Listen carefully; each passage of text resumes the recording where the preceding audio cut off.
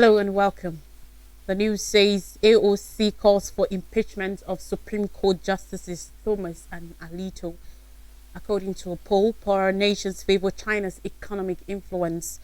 NATO pledges 43 billion US dollars aid, assures Kyiv on membership path, and sending 500-pound bombs to Israel, and Taiwan reports record Chinese warplanes during NATO summit. Alexandria Ocasio-Cortez, U.S. Congresswoman, has introduced articles of impeachment against conservative U.S. Supreme Court Justices Clarence Thomas and Samuel Alito, accusing them of failing to reveal gifts and to rescue themselves from certain cases before the Supreme Court.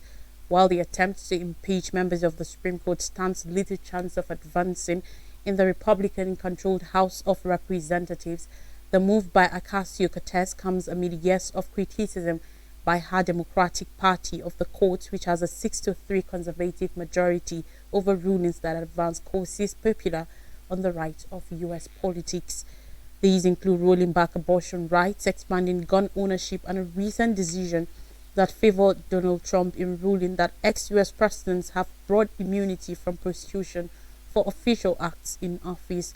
Ocasio-Cortez said in a statement on Wednesday, Justice Thomas and Alito's repeated failure over decades to disclose that they received millions of dollars in gifts from individuals with business before the court is explicitly against the law, and their refusal to recuse from the specific matters and cases before the court to which their benefactors and spouses are implicated represents nothing less than a constitutional crisis, she said, adding that Thomas's actions pose a grave threat to American rule of law, the integrity of our democracy, and one of the clearest cases for which the tool of impeachment was designed. Thomas has come under intense criticism following reports that he failed to disclose accepting travel and lodging from a wealthy benefactor and that his wife was involved in efforts to overturn Trump's 2020 election laws. Thomas has said that he regarded the travel benefits as personal hospitality, which is now subject to disclosure requirements. Similarly, Alito faced criticism after the revelation that flags associated with Trump's efforts to overturn the 2020 presidential election were flown outside his homes in Virginia and New Jersey. Alito said it was his wife, not him, who flew the flags. A survey of 35 countries has found China's economic influence is felt everywhere around the world, but whether it is viewed in a positive or negative light depends hugely on each country's economic development. People living in high-income countries like the United States, Canada, Australia express widely unfavorable views of China overall, with a median of 70% of people across 18 countries reporting negative feelings, according to polling released this week by the Pew Research Center. According to the Pew figures published on Tuesday, those perceptions flipped in middle-income countries like Thailand, Kenya, and Bangladesh, with a median of 56% of respondents across 17 countries reporting favorable views. Within the 35 countries surveyed, individuals' views varied extensively, with the lowest approval rating supported by Sweden at 11%, followed by Japan 12%, Australia 14%, and the United States 16%. The most positive views were reported by Thailand at 80%, followed by Nigeria by 75%, Kenya 73%, Tunisia 68%, and Singapore 67%. A similar division was seen regarding perceptions of whether China had a positive or negative influence on the economy. Specifically, a median of 57% of people in high-income countries viewed China's economic influence negatively, in contrast to the median of 37% of people in middle-income countries who viewed its influence positively.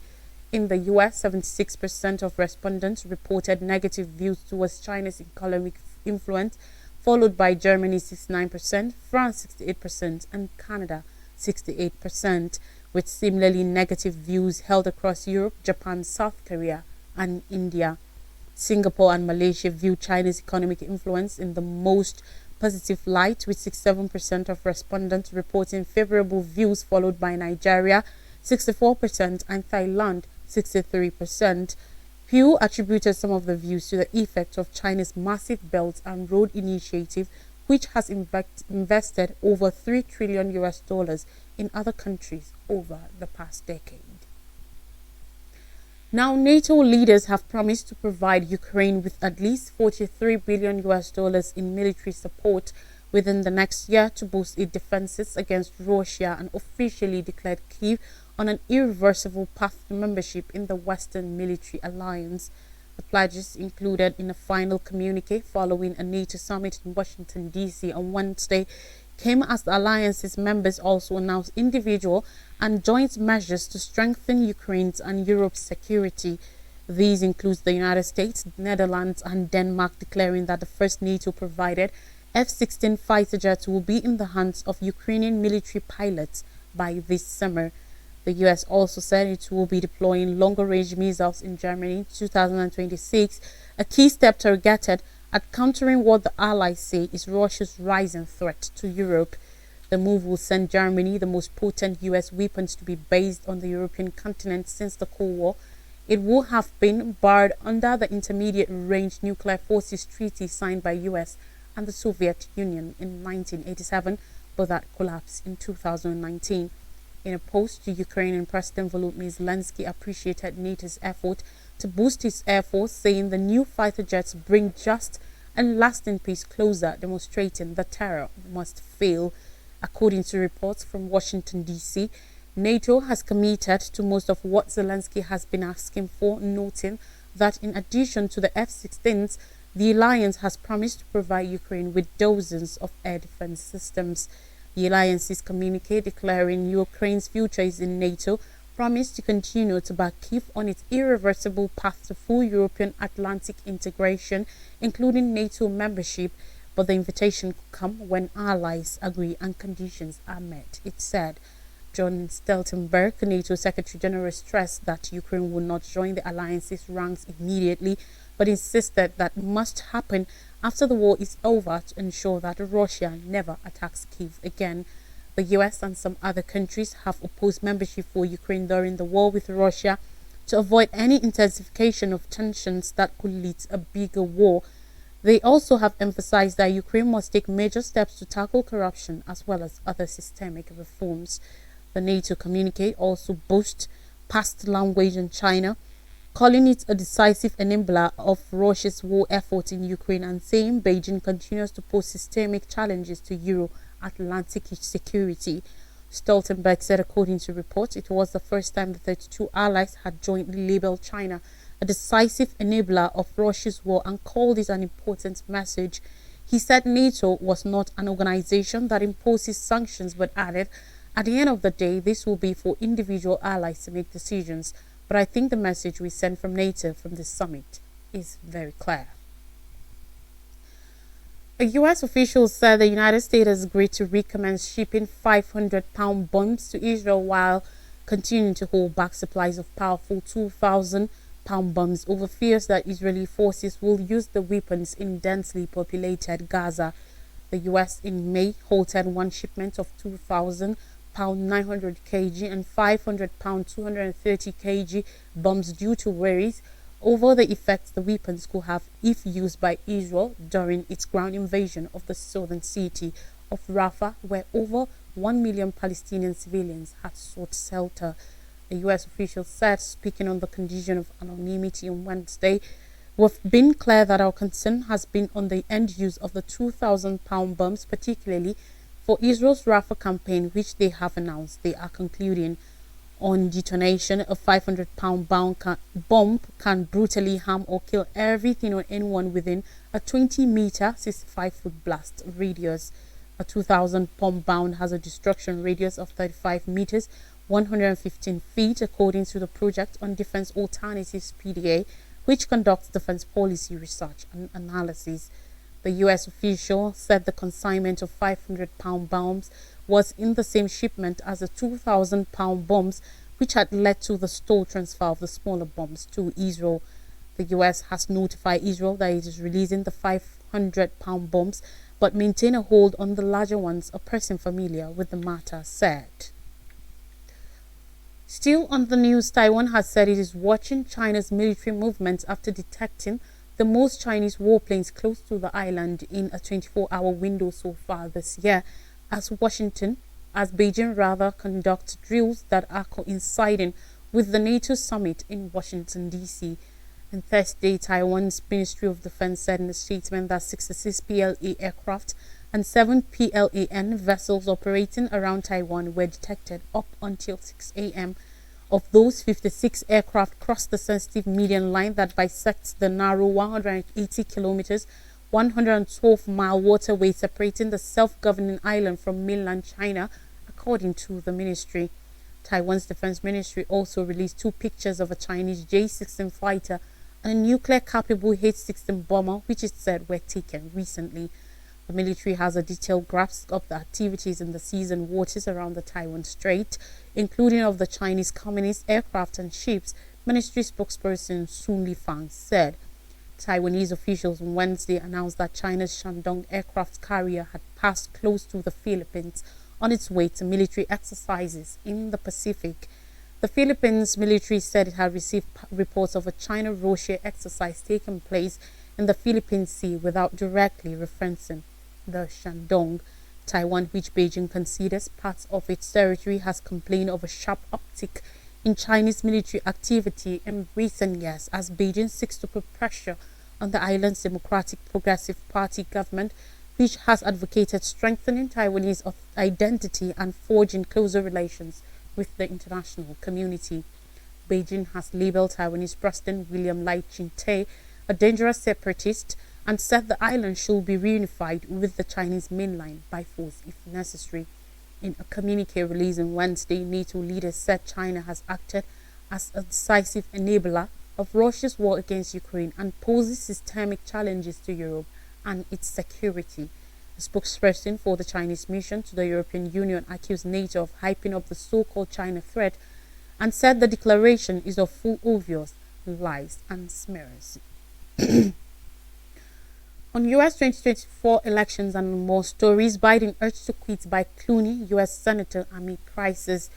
United States President Joe Biden's teetering re-election campaign has plunged deeper into turmoil amid a new wave of pressure from allies worried about his age and fitness, with actor George Clooney and several top Democrats joining calls for him to step aside. In a report on Wednesday, Clooney said that he had personally witnessed the 81-year-old Democrats drop at a major fundraiser he co-hosted for the president last month, and that he wasn't even the Joe Biden of 2020. Clooney said Biden will not beat Republican challenger Donald Trump in November, and the Democrats will also lose the House of Representatives and the Senate if he stayed on the ticket. In a report later on Wednesday, Democratic Senator Peter Welch, who represents Vermont, became the first member of the chamber to call on Biden to quit the race. Also on Wednesday, 2 more House Democrats, Earl Blumenauer of Oregon and Pat Ryan of New York, and New York Lieutenant Governor Antonio Delgado, called on Biden to withdraw. 10 Democratic lawmakers have publicly called on Biden to drop out so far, while numerous others have raised concerns about his ability to defeat Trump.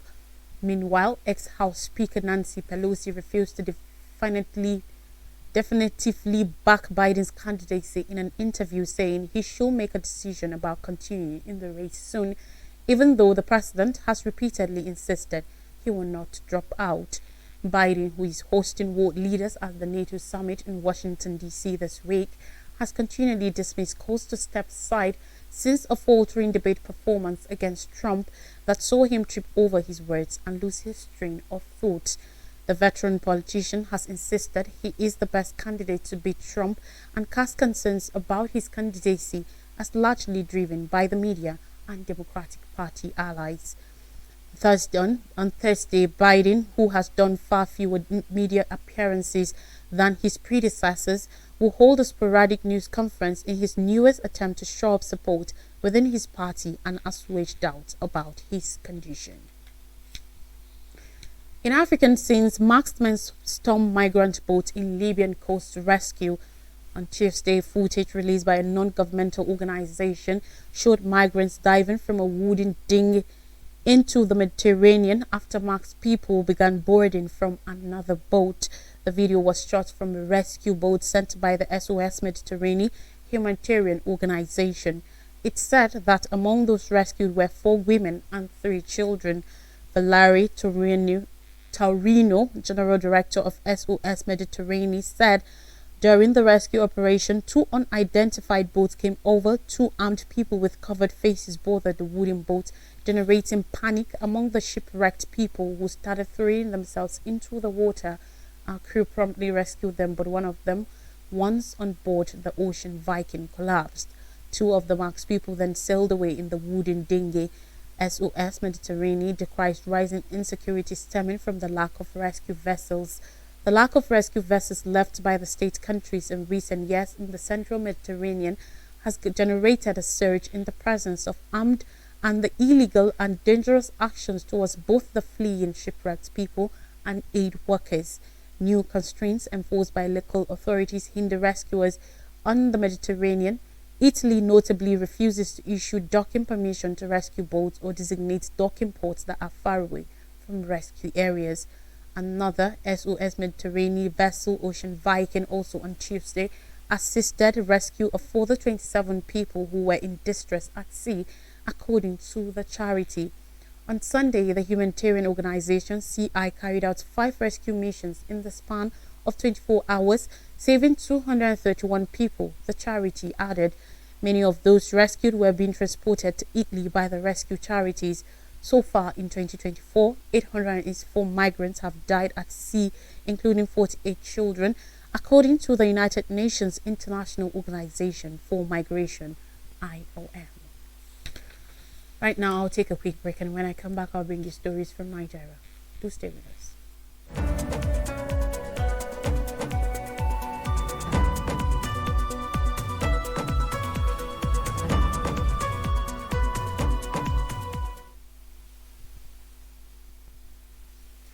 Welcome back. Now, Zuma Nigeria. We begin with minimum wage saga. Tinubu Labour to discuss minimum wage today. President Bola Tinubu will today meet with organized labor in Abuja to further deliberate the new national minimum wage for workers. According to a source private to the development, the meeting is anticipated to take place at the presidential villa in Abuja. Today's meeting is the first of its kind between the federal government and the organized labor after discussions on the minimum wage have been on hold since June 7th, 2024. The Federal Executive Council FEC last month stepped down the memo on the new minimum wage to let the president consult more with state and local government, including the private sector. During the final stage of negotiations at the tripartite committee, organized labor rejected the government's offer of 62,000 naira. The labor leaders have maintained a robust stance of 250,000 naira after both labor centers, the Nigeria Labour Congress (NLC) and the Trade Union Congress of Nigeria (TUC), shifted the ground from the previous 494,000 naira. Tinubu at today's meeting is expected to take a major decision that will put to rest any worries about a new minimum wage for workers before an executive bill forwarded to the National Assembly for the 2024 Minimum Wage Act is passed. The president of TUC, Comrade Festus Osifo, in June hinted in Abuja that the new national minimum wage is expected to be finalized by this month's end or by early August 2024. The federal government has a history of tumultuous negotiations for minimum wage, with the last one, the 2019 Minimum Wage Act, expiring in April this year. However, the government has assured that payment for the wage will commence in April 2024. Recall that recently the Southern Governors Forum proposed a decentralized minimum wage negotiation system in which state governments will be allowed to negotiate a wage peculiar to their economic capability, but the development met from rejection from organized labor. Still ahead, local government autonomy, federal government, 36 governors await Supreme Court ruling today. The Supreme Court will today deliver judgment on the suit the federal government filed to secure full autonomy for the 774 local government areas in the country, whereas the Apex Court notified the federal government of the judgment day through the Office of the Attorney General of the Federation and Minister of Justice. State governors were informed through their respective attorneys general. Remember that a 7-man panel of the court, led by Justice Garba Lawal, had on June 13th reserved judgment on the matter. After all, the parties adopted their final briefs of argument. The states, in separate preliminary objections they filed before the apex court, sought the dismissal of the suit with substantial cost. They contended that the Prince Latif Fagbemisan AGF, who initiated the action on behalf of the local government areas, lacked the local standing legal right to do so. According to Ondo State, Section 232 of the Constitution only allowed the invocation of the original jurisdiction of the Supreme Court where there is a dispute between the Federation as plaintiff and state as defendant, which involves any question of law or fact on which the existence or extent of the legal right of either the Federation or states depends. It contended that federal government lacked the legal right to maintain the action, adding that the funds complained of in the suit belong to local governments created by the Constitution as a distinct and different tier of government independent of the federal government. Citing Section 162, subsection 3 of the Constitution, Ondo State avowed that any amount standing to the credit of the federal government Federation account shall be distributed among the federal and state governments and the local government councils in each state on such terms, in such manner as may be prescribed by the National Assembly. It added that a sharing among the three distinct tiers was not subject to the discretion or any terms and conditions of federal government. Aside from Ondo, some other states, including Lagos and Taraba, argued that they already had democratically elected local government officials in place, insisting that the suit by federal government amounted to an abuse of the judicial process. They argued that federal government ought not to have joined them in the matter. And finally, on the news, still on judicial matters, ECOWAS federal government guilty of human rights abuse in NSAS protest. The Court of Justice of the Economic Community of West African States, ECOWAS, has established that the federal government is guilty of violating the fundamental human rights of youths who participated in the NSAS protest in October 2020. In a unanimous judgment by a 3-man panel of justices on Wednesday, the court held that there was merit in a suit that 3 participants in the protest, Obianu Ju Catherine Ude, Perpetual Kamsi, and Dabira Olua Adeyinka, lodged before it. The court specifically held that the Federal Republic of Nigeria, through its security agencies, violated Articles 1, 4, 6, 9, 10, and 11 of the African Charter on Human and People's Rights, ACPHR, pertaining to the right of life, security of person, freedom of expression, assembly and association, prohibition of torture, the duty of the state to probe, and the right to an actual remedy. In their suit, the applicants alleged that these violations happened during peaceful protests that held at the Lekki toll gate in Lagos State on October 20th and 21st, 2020.